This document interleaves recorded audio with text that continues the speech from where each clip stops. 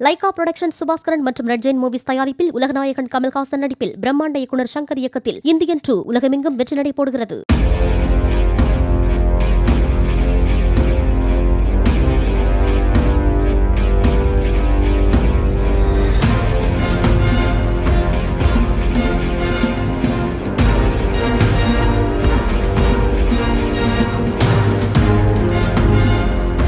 காஞ்சிபுரம் அருகே mini lorry சக்கரத்தில் சிக்கி மொத்த மருந்து விற்பனை மைய ஊழியர் உயிரிழந்ததாக கூறப்படுவது குறித்து போலீசார் விசாரித்து வருகின்றனர்.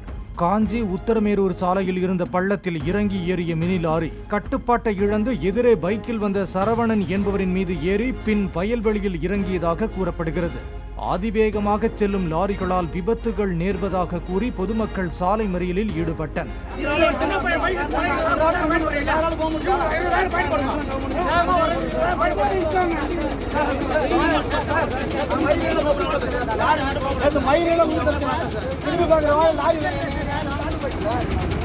சாலைகளை சீரமைத்து வேகத்தடைகள் அமைக்க நடவடிக்கை எடுப்பதாக போலீசார் உறுதியளித்தனர்.